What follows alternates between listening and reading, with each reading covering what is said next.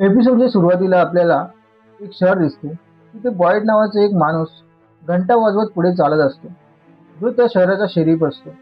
त्याची घंटा ऐकताच तिकडले सर्व दुकानाचे दरवाजे बंद होतात आणि सगळे लोक आपापल्या घरी जाऊ लागतात.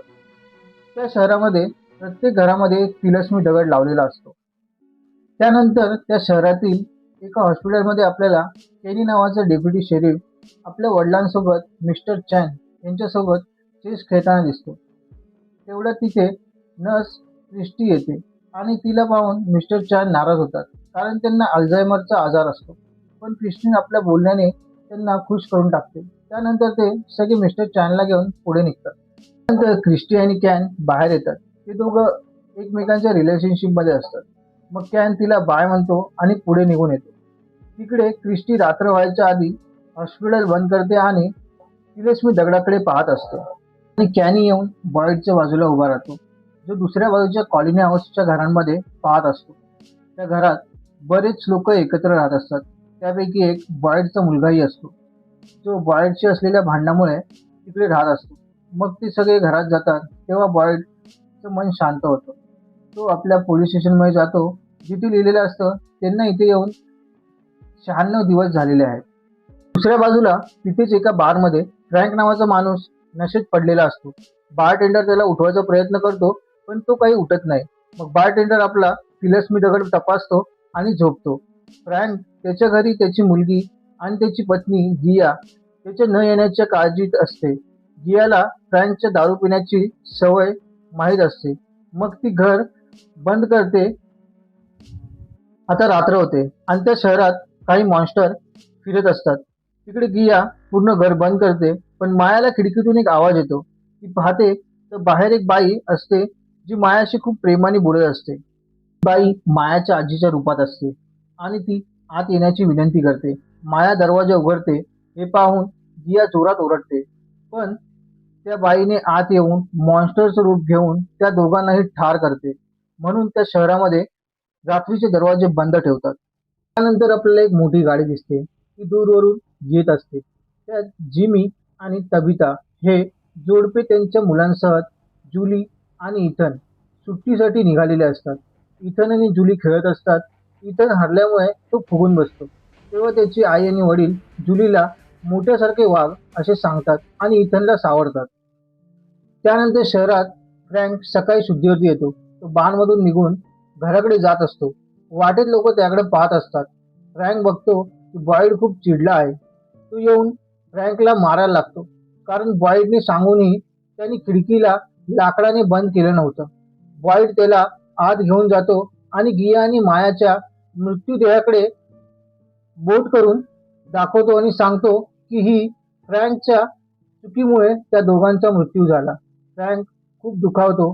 बॉयड रागात त्याला गोळी मारणार असतो, पण कॅनी मध्ये येतो आणि त्याला थांबवतो. वाटेत त्याला फादर कॅथरी भेटतात आणि तो त्यांच्याकडे जातो. तिथे बॉयड त्या तिलस्मी दगडाकडे पाहतो, जो खरं तर त्यांनी शोधलेला होता. त्यानंतर मोठ्या गाडीमध्ये जिमी आणि तबिता प्रवासाबद्दल बोलत पुढे जात असतात. तेव्हा जिमीला रस्त्यात एक मोठं झाड पडलेलं दिसतं. त्यामुळे पूर्ण रस्ता बंद असतो. ते सगळे झाडाकडे पाहत असतात. हे हलवता येत नाहीये. तेवढ्यात तिथे अनेक कावळे त्यांच्या दिशेने येत असतात. ते सगळे घाईघाईने त्यांच्या गाडीमध्ये जाऊन बसतात. त्या बाजूला बॉयड येऊन डॉनाला भेटतो, जी कॉलिन हाऊसची लीडर असते. बॉयड खरं तर दुसऱ्या बाजूच्या टाउनच्या सर्व घरांची काळजी घेतो. तो ॲलेसला भेटायला आलेला असतो. डॉना हो म्हणते आणि ॲलेसकडे घेऊन जात असते. ॲलेस त्याच्या गर्लफ्रेंड फातिमा ची पेंटिंग बनवत असतो. ती त्याला खूप आवडते. तेवढ्यात बॉयड येतो. फातिमा त्याला भेटते. ॲलेसला बॉयड आवडत नाही, पण फातिमा बॉयडचे कौतुक करते.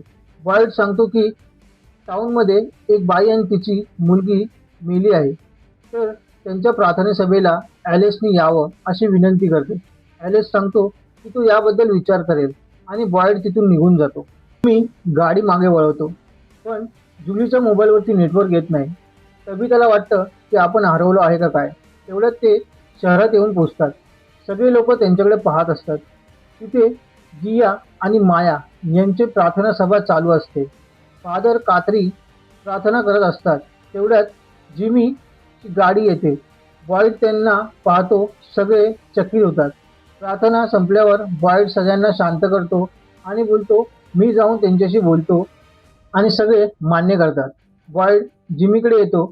जिमी सांगतो की मी हायवेवरून हरवलो आहे. बॉईड त्याला दुसऱ्या बाजूने जाण्याचा रस्ता सांगतो.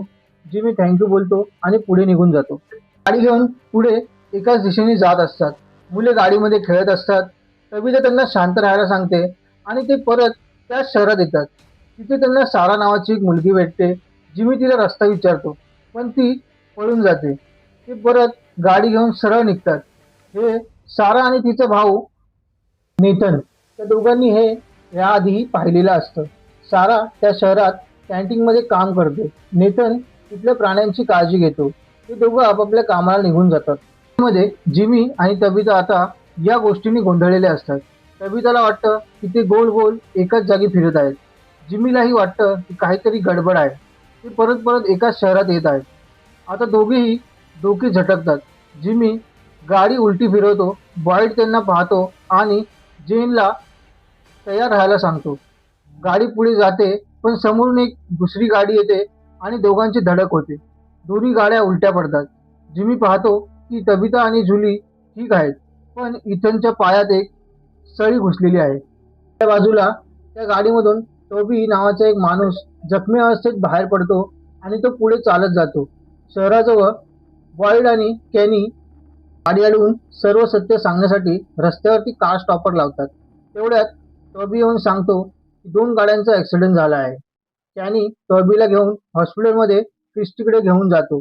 बॉईड अपघाताच्या जागी जाऊन मदत करण्याचा प्रयत्न करतो आणि टॉबीला घेऊन क्रिस्टीकडे येतो. क्रिस्टी त्याला पाहते आणि आपल्या नर्स गिना तिला टॉबीला पाहायला सांगते. कॅनी तिला 2 गाड्यांच्या अपघाताबद्दल सांगतो. ते दोघं तिकडे निघतात. त्या कारमधून जेड नावाचा माणूस बाहेर पडतो, जो ड्रग्सच्या नशेमध्ये असतो. बॉईड येऊन त्याला पाहतो आणि लगेच समजून जातो की हा नशेमध्ये आहे. बॉईड पाहतो की कारमध्ये अजून कोणी आहे का नाही. तो जेडला गाडीमध्ये बंद करतो आणि दुसऱ्या गाडीकडे जातो. गाडीमधून जिम बॉईडला मदत मागतो. बॉईड आत येतो आणि पाहतो ते सगळे अडकलेले आहेत. जिम सांगतो की इथनची हालत खूप खराब आहे. बॉईड गाडीच्या वरून आत शिरतो आणि तबिताला पाहतो. मग जुलीला पाहतो, जी ठीक असते, पण इथनची हालत पाहून बॉईड घाबरतो. दुसऱ्या बाजूला फादर कॅथरी ॲलेस आणि कॅनीला मदत मागायला जातात, कारण रात्र होणार असते आणि बॉईड दूर कोणाची तरी मदत करत असतो. ॲलेस मान्य करतो आणि ते सगळे मिळून गाडीत बसतात आणि निघतात. तिथे नर्स टोबीला उपचार करत असते आणि तो बरा होत असतो. त्यानंतर ती मिस्टर चेनला झोपायला घेऊन जाते. गाडीजवळ कॅनी, ॲलेस, क्रिस्टी आणि फादर पोहोचतात, जे जेडला पाहतात, जो अजूनही नशेत असतो. बॉईड जुलीला बाहेर आणतो आणि तिला शांत करायचा प्रयत्न करतो. कॅनीला पाहून बॉईड त्याला जुलीला घेऊन जायला सांगतो. दुसऱ्या बाजूला क्रिस्टी जेडवर उपचार करून पुढे दुसऱ्या गाडीजवळ जाते. शहरात सारा टॉबीला पाणी पाजते. तो शुद्धीवरती येतो. थोडा गोंधळलेला असतो. सारा सांगते की तो सुरक्षित आहे. बॉईड त्याची गाडी पाहायला गेला आहे. हे ऐकून टॉबी शांत होतो.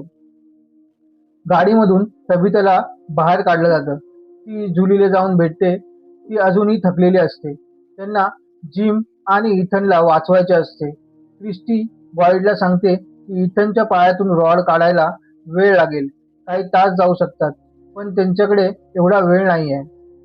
बॉईडला दुसऱ्या गाडीमध्ये असलेल्या तिलस्मी दगडामुळे तिथं राहायची कल्पना सुचते. क्रिस्टीला ही कल्पना आवडत नाही आणि कॅनीला सुद्धा नाही आवडत. मध्ये जिमी इथनला पाहत असतो. क्रिस्टी येते आणि इथनला सांभाळू लागते. जिमीला ती तबिताशी बोलायला सांगते.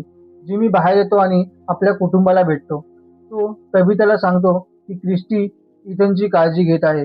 बॉईड जिमीला येऊन सांगतो रात्री इथे धोका असतो आणि त्यांना इथून जायला सांगतो, कारण त्याला त्यांना मरताना पाहायचं नसतं. जिमी गोंधळतो. दुसऱ्या बाजूला सारा टोबीजवळ असते. टोबीला स्वतःची लाज वाटत असते. तो खूप दुखावलेला असतो. सारा त्याला किस करून शांत करते आणि बोलते, ही तुझी चूक नाहीये. आणि बोलता बोलता त्याच्या मानेमध्ये चाकू खुपसते आणि त्याला संपवून टाकते. बॉईड ॲलेसला तिथून जायला सांगतो, पण ॲलेस बॉईडच्या थांबण्याच्या निर्णयावर रागावलेला असतो.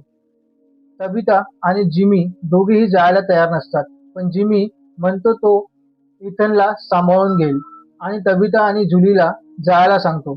तबिता दुखावलेली असते. तिला तिथे सगळे लोक खूप विचित्र वाटत असतात.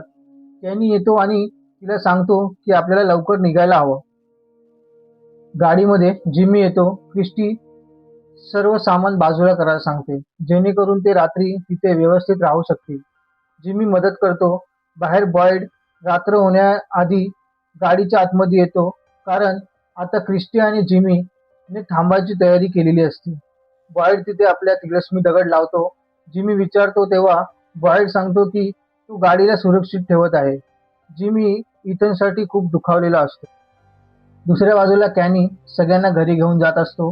कार स्टॉपवरून गाडी चालवतो आणि गाडी धडकते.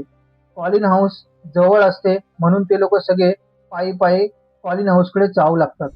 गाडीमध्ये जिमी विचारतो की इथे काय धोका आहे. बॉईड सांगतो की इथल्या गोष्टी समजायला थोडा वेळ लागेल. तेवढ्यात इथन तडफडू लागतो. क्रिस्टी आणि जिमी त्याला सावरतात. बाहेरून बॉईडला मॉन्स्टरचा आवाज येतो आणि तो त्यांना त्यांच्याकडे येताना पाहतो. तो जिमी आणि क्रिस्टीला सांगतो की मॉन्स्टर माणसाच्या रूपात पुढे येत आहे आणि याच रोमांचक क्षणी हा एपिसोड संपतो. याचसोबत आमचा हा व्हिडिओ संपतो. तुम्हाला फ्रॉम सिरीजचा हा एपिसोड आवडला असेल तर कमेंट सेक्शनमध्ये नक्की सांगा. जर हा व्हिडिओ आवडला असेल तर लाईक्स आणि